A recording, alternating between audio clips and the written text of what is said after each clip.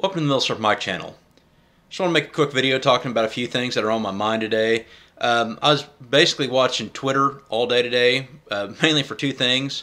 One, because, well, team that I've watched ever since I was a little kid, the Chiefs, are finally going to the Super Bowl. Something I didn't think I'd ever see, so damn happy for that. But I was also watching Twitter for what was going on in Virginia, basically. Basically watching from sources that I trust, and also watching sources from the other side and trying to see what the mainstream media says. And basically what I got is that it was very peaceful. Although people were armed, everybody was respectful.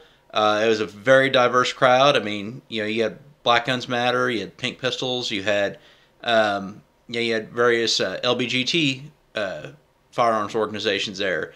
I mean, there was a very diverse crowd there, which is good because the Second Amendment affects us all, and of course, I doubt Governor Blackface and his cronies will get the message, but it's good that a lot of people showed up and were peaceful, respectful, and cleaned up after themselves. And I'm glad that the fears of violence didn't happen. Now, I watched when I was at the gym today. I was kind of watching some of the mainstream media coverage just to see how they covered it, and I was pleasantly surprised when they interviewed a couple women. They interviewed some people from Black Guns Matter, but of course they had to end it with interviewing people from March for Our Lives because they canceled a counter protest because they're like, well, we didn't want to be out there at the same time with armed right-wing extremists, which is that's how they basically presented this whole thing today, the gun control side. And that doesn't work very well when their side has a racist governor who's pushing all these laws, and gun control affects poor people and minorities a hell of a lot more than it affects you or me, middle class white dude.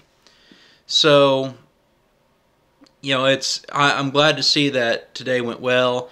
Now, will the people who needed to get the message? No, I doubt it. And, possibly next time it might not be so peaceful. Something else, now totally off topic, but something else I want to bring up, and like I said, it's totally off topic. I said I was looking at Twitter for it because, my favorite team's in the Super Bowl, and I don't think I was ever going to see that. And now, I know a lot of people out there are like, well, fuck the NFL, basically because of Kaepernick. Well,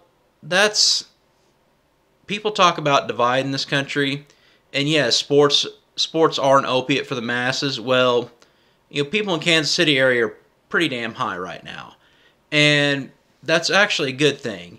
Now, it's bad when it keeps you blind to other stuff that are happening out there, but sports is something that can bring people who don't normally talk to each other together. And, sometimes, your shared love of a team is the only thing that you have that in common that brings you together and that actually gets you to start talking to other people. Whereas the whole Colin Kaepernick and the whole kneeling for the anthem thing, that made that a divisive topic that took that away and it kept dividing people. And that was just something that took that one common thing that may bring somebody together away. And sports being the opiate of the masses has a negative effect when it keeps you blinded to other things that are going on, but it is a good thing when it brings people together. And just as for an example, in Kansas City, when the Royals won the World Series here 5 years ago, they had the parade. 850,000 people showed up for this parade, and only 3 people got arrested. So, at least in this area, it's a good thing. It brings people together who otherwise wouldn't talk to each other, and that's what I've found in my life, that you're either common love for a team or common hatred for the rival team, brings you together.